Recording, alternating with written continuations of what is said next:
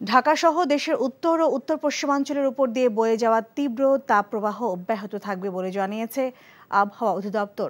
তীব্র দাবদাহে দুর্বিষহ হয়ে পড়েছে খেটে খাওয়া মানুষের জীবনযাপন। তীব্র গরমে দেশে বিভিন্ন অঞ্চলে মহাসড়কের পিচ গলে যাওয়ার খবর পাওয়া গেছে। বৃষ্টির জন্য বিশেষ নামাজ আদায় হয়েছে অনেক জেলায়। আবহাওয়াবিদরা বলেছেন, সিলেট, চট্টগ্রাম ছাড়া দেশের কোথাও বৃষ্টিপাতের কোনো সম্ভাবনা নেই। এদিকে হিট স্ট্রোকে রাজবাড়ী ও সিরাজগঞ্জে 2 জনের মৃত্যু হয়েছে। আরও বেশ কিছুদিন তীব্র তাপপ্রবাহ বয়ে যেতে পারে। মিজান রহমানের রিপোর্ট। ওয়ালটন ফ্রিজ কিনে অনেকের মতো আপনিও হয়ে যেতে পারেন মিলেনিয়াল। সেরা পণ্যের সেরা অফার। দেশে চলমান তীব্র তাপপ্রবাহের কারণে আবহাওয়া অধিদপ্তর ঘোষিত 72 ঘন্টা হিট অ্যালার্টের দ্বিতীয় দিন বুধবারও ঢাকা, রাজশাহী, পাবনা, চুয়াডাঙ্গা সহ উত্তর ও উত্তর পশ্চিমাঞ্চলের বেশ কিছু জেলায় সারাদিন তীব্র গরম অনুভূত হয়েছে।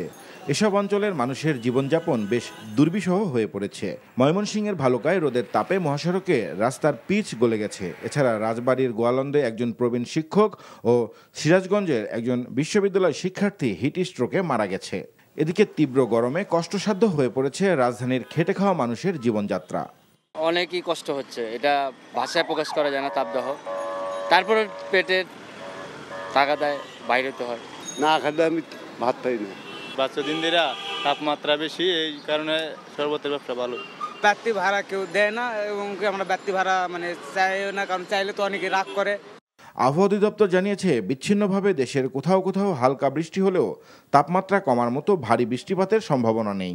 বর্তমান যে হিটওয়েভ, এটা থেকে সহসায় পরিত্রাণের কোনো সম্ভাবনা সামনে দেখা যাচ্ছে না। কারণ হিটওয়েভ থেকে পরিত্রাণের জন্য যেটা প্রয়োজন সেটা হচ্ছে যে বিস্তীর্ণ এলাকা জুড়ে যদি ব্যাপক বৃষ্টিপাত বা মাঝারি ধরনের বৃষ্টিপাত হয়, তখন এই পরিস্থিতির একটা পরিবর্তন হতে পারে। তবে সহসাই সেরকম বৃষ্টিপাতের সম্ভাবনা আমরা দেখছি না। এদিকে বৃষ্টির জন্য চুয়াডাঙ্গা, ঝিনাইদহ, লালমনিরহাট, নীলফামারী, চাঁপাইনবাবগঞ্জ সহ অনেক জেলায় মুসল্লিরা বৃষ্টি কামনা করে ইস্তিসকার নামাজ আদায় করেছেন। এদিকে হাইকোর্ট সহ বিভিন্ন এলাকায় নিম্ন আয়ের ও ছিন্নমূল মানুষের মধ্যে পানি বিতরণ করা হয়েছে। তীব্র গরমে শিশুদের ডায়রিয়া সহ বিভিন্ন রোগে আক্রান্তর হার বেড়ে যাওয়ায় হাসপাতালগুলোতে রোগীর চাপ বৃদ্ধি পেয়েছে।